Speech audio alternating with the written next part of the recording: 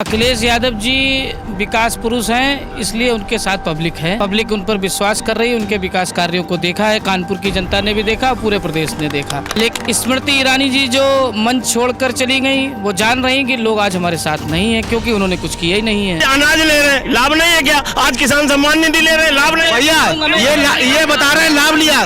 5 रुपए किलो का अनाज, 5 रुपए किलो का अनाज, 100 रुपए डीजल कर दिया, 100 रुपए पेट्रोल कर दिया, 1000 रुपए गैस कर दी। तब इन्हें नहीं दिखाई कि ये सरकार का लाभ ले चुके हैं। सरकारी अधिवक्ता भी है, तो जो सरकार का लाभ लेगा वो सरकार की बात कहेगा, तो कहना ही पड़ेगा, चाहे रोके कहे चाहे हंस के कहे। आपको बता दूं, पहला चरण था जाटों का चरण, दूसरा चरण था मुस्लिमों का चरण, अब ये है यादवों का चरण। 100% यहाँ से समाजवादी पार्टी जीत के अगले अग्रसर है। 59 में से 50 सीट का आंकड़ा मैं आपको दे रहा हूँ, आप देख लीजिएगा। 50 समाजवादी पार्टी बिल्कुल बदलाव चल रहा है। अखिलेश जी की बाहर चल रही है और कम मुझे लगता है कि 300+ सीटें अखिलेश जी की आएंगी। अपने योगी जी अपने मठ में जाएंगे और पूजा अर्चना करेंगे, जिसके लिए उनको रखा गया है।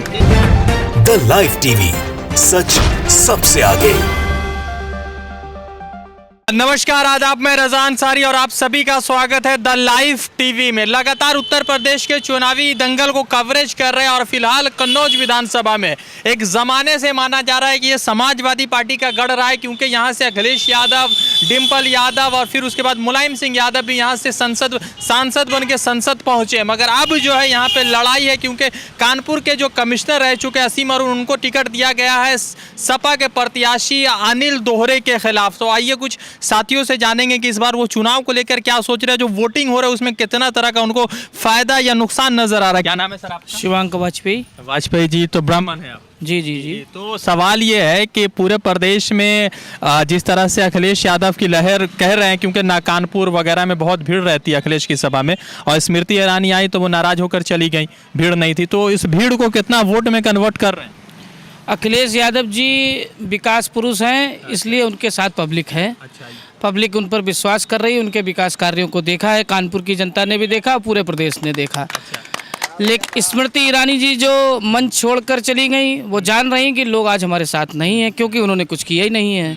और इस चुनाव का मुद्दा ही विकास है। जो विकास करेगा, रोजगार देगा, हम उसके साथ रहेंगे। तो 12 से 17 रहा रोजगार का मुद्दा। 12 से 17 तो रोजगार तो कहीं मिला ही नहीं किसी को।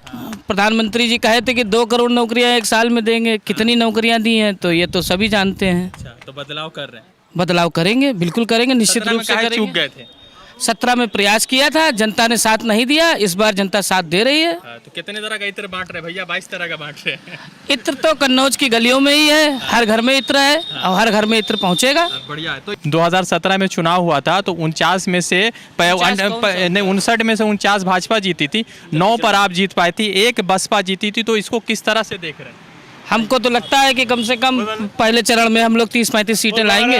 माता की जय श्री राम जी। जय श्री राम। क्या नाम है आपका? तरुण चंद्रा जी। राम आपके भी है, राम इनके भी है, राम हमारे भी है, सबके राम है। हाँ, राम है इनके। ये राम को मानते नहीं, ये बोले जय श्री राम, बोले भारत माता की जय, बोले वंदे मातरम, ये कहाँ बोलते हैं? हमको ना बोलते हैं, हमको ना बंदे। ये सब समाज विरोधी पार्टियों से बिलोंग करते हैं। ये समाज विरोधी पार्टियों से बिलोंग करते हैं। आज इनके सपने में भगवान कृष्ण आने लगे।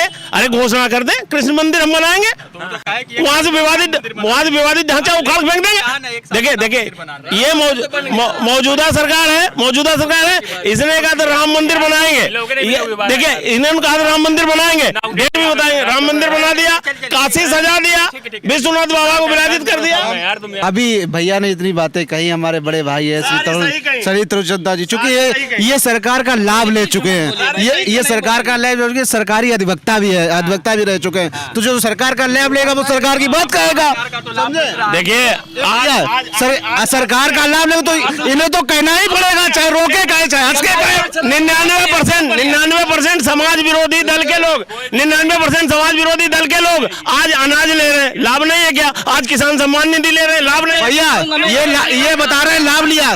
5 रुपए किलो का अनाज, 5 रुपए किलो का अनाज, 100 रुपए डीजल कर दिया, 100 रुपए पेट्रोल कर दिया, 1000 रुपए गैस कर दी। तब इन्हें नहीं दिखाई। आज अभिनंदन वापस आ गया, चाइना वापस चला गया। कहाँ चला गया? चाइना 3 3 किलोमीटर अंदर आ गया, इनको जानकारी नहीं है। यही धोखा है इनका। चाइना गलवान में घुसने नहीं दिया, पिछाड़ दिया, भगा दिया। आज अभिनंदन को सुनिए, अभिनंदन को पाकिस्तान से क्रीम लगा के छोड़ा गया कि जहां उनको अगर धोखे से मार दिया था जगम चुका। क्या प्रयागराज में जिन विद्यार्थियों पर लाठी चले उसको गलत मान रहे हैं? देखिए, कानून के बीच में जो आएगा, कानून का रोड़ा जो बनेगा उस पर कानून कार्रवाई करेगा। ये कितना सीट इस बार? आज बुलडोजर बाबा जी का बुलडोजर चलता है, किसी शरीफ आदमी के घर पे चला है। 69,000 शिक्षक भर्ती में क्या हुआ? 69,000 शिक्षक भर्ती में क्या हुआ? पहले इन्होंने कहा भाई नकल सेंटर होगा, सब नकल करा दिया, उनको कैंसिल करा दिया। लड़कों को बुला के ले आए, बेचारे लड़के प्रदर्शन करने गए, उन्हें लाठियां मारी। वो तो कोई आतंकवादी तो थे नहीं। 700 किसानों की उन्होंने जान ले ली। तब उन्हें प्रधानमंत्री जी कहते हैं 6 किसान मार दी, वो भी आतंकवादी नहीं थे। जो विद्यार्थी नौकरी मांगने गए थे लखनऊ और इलाहाबाद में लाठियां चला के 600 पर मुकदमे लिखे, वो भी आतंकवादी नहीं थे। लेकिन इनका ये जवाब नहीं दे पाएंगे। सरकारी अधिवक्ता हमारे बड़े भाई भी है ये। क्या नाम है सर आपका? मोहित प्रताप यादव। मोहित प्रताप यादव जी, तो क्या रहा, किस तरह से इस पूरे चुनाव को देख रहे हैं? क्योंकि भाजपा ने एक मजबूत प्रत्याशी को भेजा है, उनके बकौल।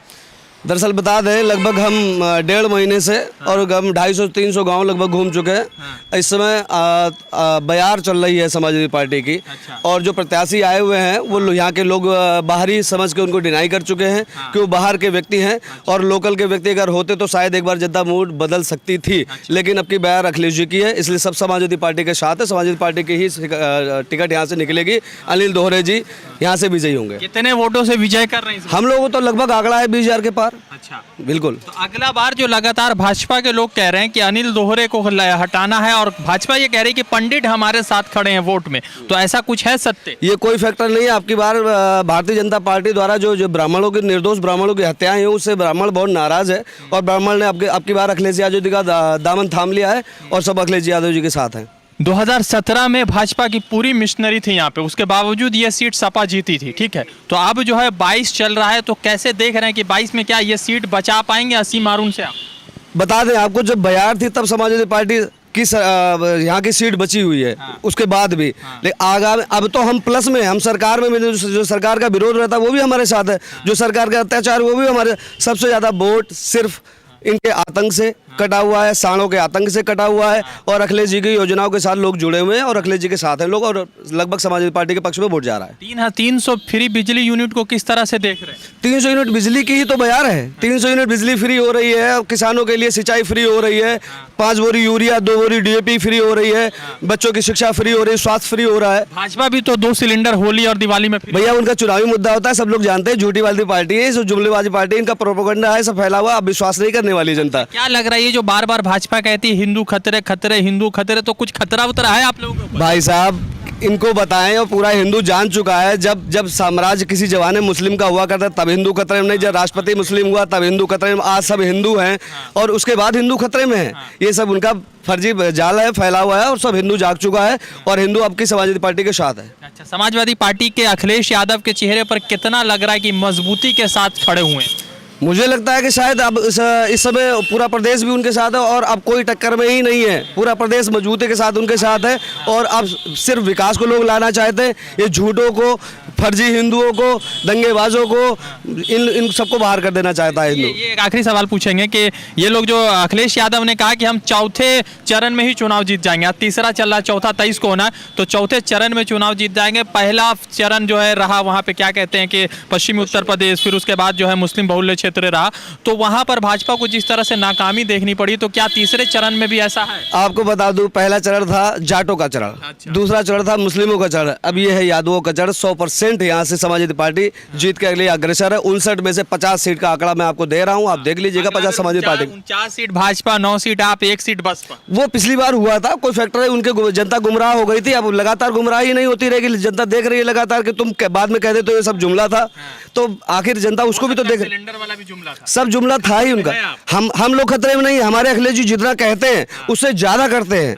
अखिलेश जी ने कानपुर मेट्रो के लिए नहीं कहा था, अखिलेश जी ने लखनऊ मेट्रो के लिए नहीं कहा था, और उसके बाद भी जो है मेट्रो का काम कराया। क्या कैसा रहा योगी जी का 5 वर्ष? योगी जी का 5 वर्ष उसी प्रकार रहा जिस प्रकार लोगों ने ये वनवास काटा है 5 साल, ना कुछ खाने की व्यवस्था कर, और जो भी उनकी मूलभूत आवश्यकताएं थी लोगों की, वो भी मोदी जी की सरकार में ना पूर्ण हो पाई हैं, ना ही आगे पूर्ण हो पाएंगी। तो बदलाव कर रहे हैं इस पर। बिल्कुल बदलाव चल रहा है, अखिलेश जी की बाहर चल रही है, और कम मुझे लगता है कि 300 प्लस सीटें अखिलेश जी की आएंगी। क्या नाम है आपका? पवन श्रीवास्तव, सभासद हूँ, नगर पालिका परिषद कन्नौज से। अच्छा, कन्नौज से। तो कन्नौज में जिस तरह से लगातार समाजवादी पार्टी के प्रत्याशी लोकसभा में जीतते रहे, यहाँ भी जीते, तो उन सबको लेकर किस तरह से देख रहे हैं? कन्नौज की जनता समाजवादी पार्टी के साथ हमेशा रही है।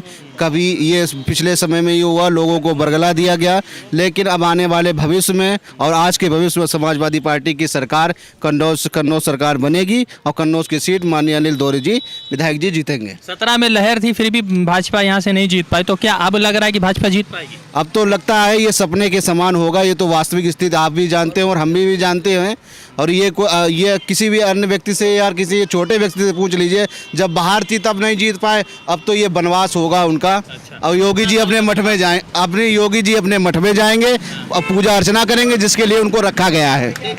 आइए कुछ और साथी से जानेंगे। क्या नाम है भैया आपका? अजब सिंह यादव। यादव जी, तो कैसा रहा योगी जी का 5 वर्ष, और अखिलेश यादव को किस तरह से देख रहे हैं? अखिलेश यादव बढ़िया काम करते हैं। ठीक है, तो किस तरह से देख रहे हैं अखिलेश यादव को 5 वर्ष, 12 से 17 और फिर 17 से 22 योगी जी का? योगी जी तो खराब ही काम कर रहे हैं, कहीं सांड दिलवा रहे हैं, तो रात भर सांड भगा रहे हैं, और क्या करें, जोड़ के सांड के पीछे और क्या करे आदमी। क्या नाम है आपका सर? सर मेरा नाम दिलीप कुमार चौरसिया है। चौरसिया जी, तो चौरसिया को लेकर कहा जाता है कि भाजपा के वोटर, तो आप समाजवादी ये जन्मभूमि जो होती है वो स्वर्ग से भी बढ़ के होती है। ये हमारा कन्नौज मेरी जन्मभूमि है, और कन्नौज के लिए पूरा प्रदेश जानता है माननीय अखिलेश यादव जी ने क्या किया है।